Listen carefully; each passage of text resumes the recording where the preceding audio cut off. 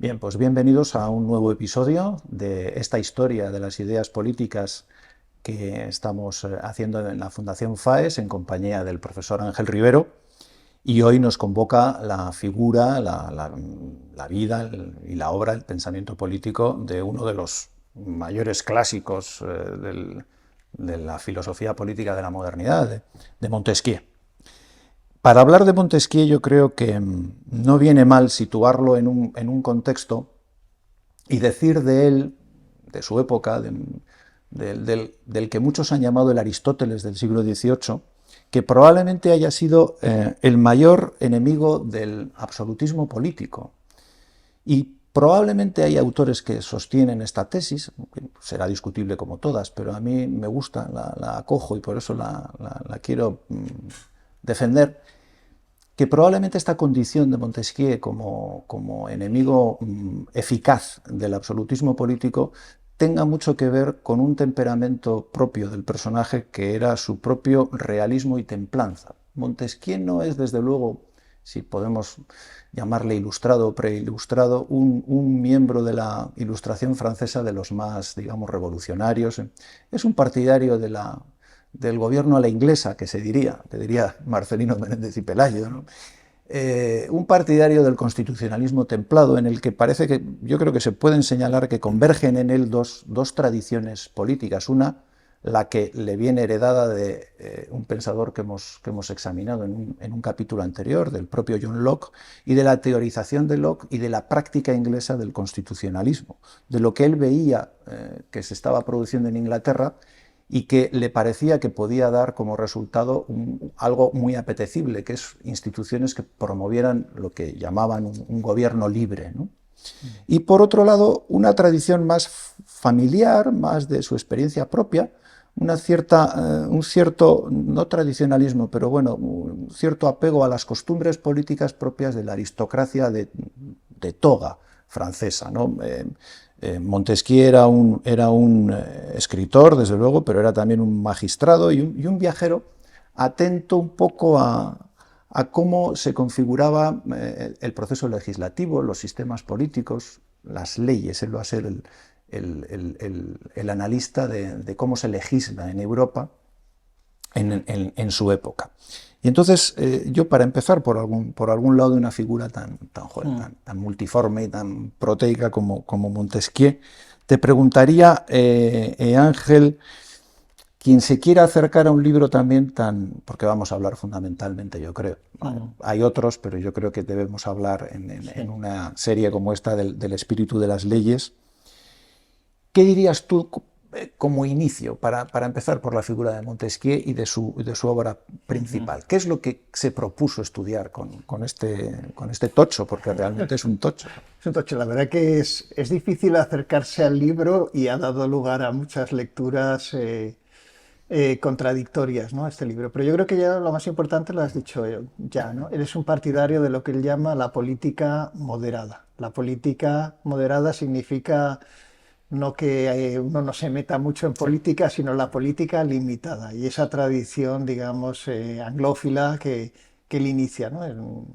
Que luego va a crear una corriente en Francia, ¿no? Digamos, a partir de Montesquieu, de un liberalismo francés que siempre busca en la experiencia inglesa un ¿Sí? motivo de inspiración. Y eso yo creo que es muy importante, a través de la obra de Locke, evidentemente, pero mucho más importante sobre la misma experiencia del ejercicio de la libertad en Gran Bretaña, que a él se le hace esencial, ¿no?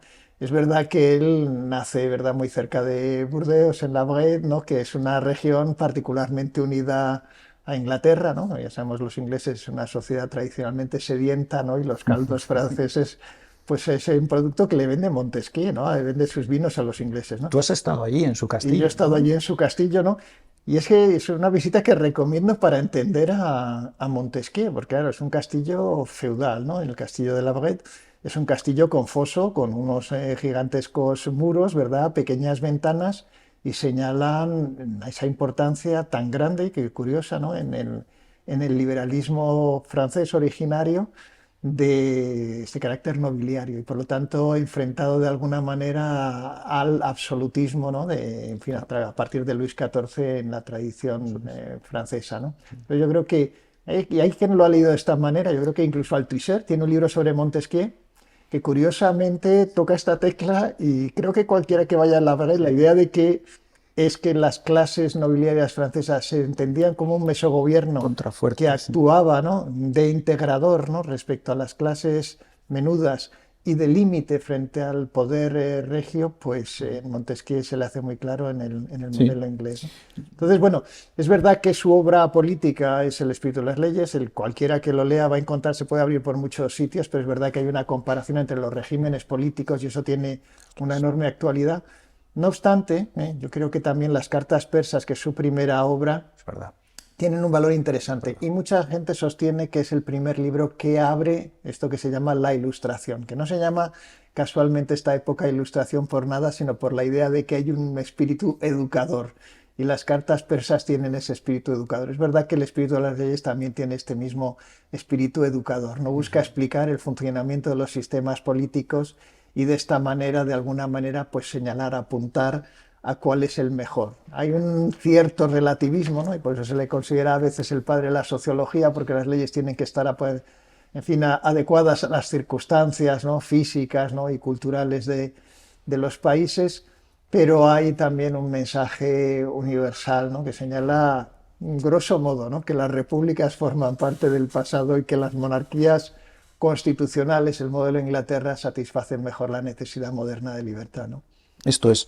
Sí, yo cuando hablaba de la tradición, digamos, de la nobleza de toga, etcétera, de la idea que yo creo que hay un autor del siglo XX, de Bertrand de Juvenel, que habla de las raíces aristocráticas de la libertad, y que hay una idea francesa, eso por la propia historia política de Francia, que cierta nobleza, desde la Fronda, uno de los agentes un poco de oposición a la expansión excesiva, a la primera deformación absolutista del poder real, que es precisamente la francesa, ¿no?, y Luis XIV como paradigma, Sí. era un poco pues, el contrafuerte que podía suponer la nobleza y las exenciones, los privilegios y tal, que podían suponer un contrafuerte, ¿no? Claro, es Al esta principio, idea que es muy de Montesquieu, ¿no?, de que el poder limite únicamente al se poder. puede enfrentar, se puede frenar con el poder, ¿no?, y que incluso la virtud necesita tener frenos, Eso ¿no? es. Y eso Esa es, es una frase que yo creo que tendríamos que recordarla y subrayarla 3000 veces en ambientes políticos como el actual, ¿no? La frase de que hasta la virtud necesita moderación. sí, sí, se O sea, necesita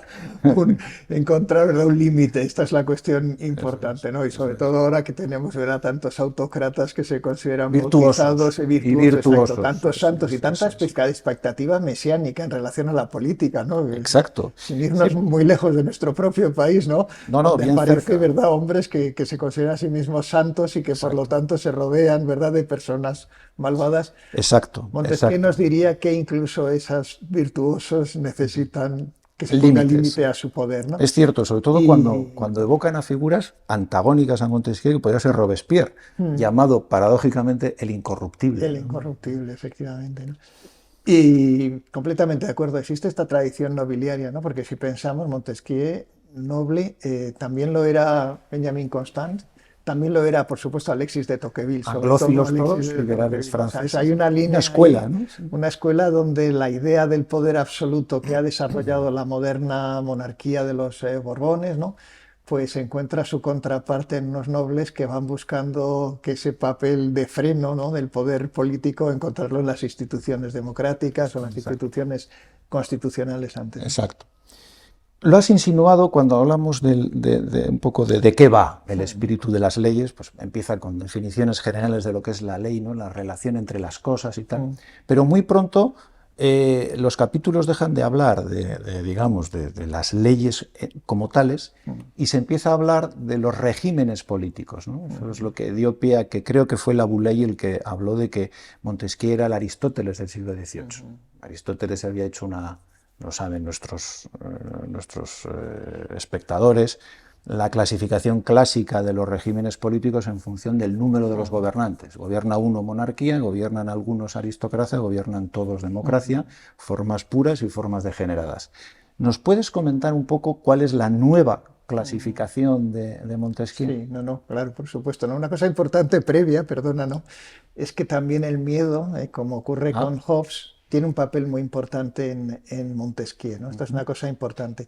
Y por lo tanto, tú has hablado de Aristóteles, ¿no? En Aristóteles los regímenes políticos, ¿no? Son, en fin, lo sabe todo el mundo, ¿no? Pues son la monarquía, no la aristocracia, y un tercero que tiene difícil traducción, que es la politeia, ¿no? Y aquello que hace que esos regímenes puros, son todos ellos igualmente buenos, porque todos ellos sirven al bien común, es un principio clasificatorio donde no hay, ¿verdad?, una prelatura en términos axiológicos, son todos iguales, únicamente se diferencian en su naturaleza por el número de aquellos que gobiernan. Pero cuando no se sirve el bien común en el gobierno, entonces se produce la corrupción. En fin, la corrupción es una cosa que nosotros vemos ahora y pensamos que es de nuestro tiempo, pero es tan antigua como la política misma y significa pues el uso, ¿verdad?, de las instituciones públicas para beneficio particular, ¿no? En el caso de las formas de gobierno, pues la monarquía se convierte en tiranía, la aristocracia en oligarquía, una palabra muy de moda, ¿verdad?, que son en fin, el gobierno de los pocos en su propio beneficio particular, ¿no? El gobierno de uno en su propio beneficio particular es la tiranía, y la politeia, ¿no?, que es el gobierno de muchos en interés de todos, ¿no?, pues se convierte en su forma degradada en democracia, ¿no?, el gobierno de muchos en el interés de estos muchos, ¿no? Perdóname, ¿crees que puede ser eso? Que en el vocabulario de Aristóteles la palabra democracia no es precisamente prestigiosa.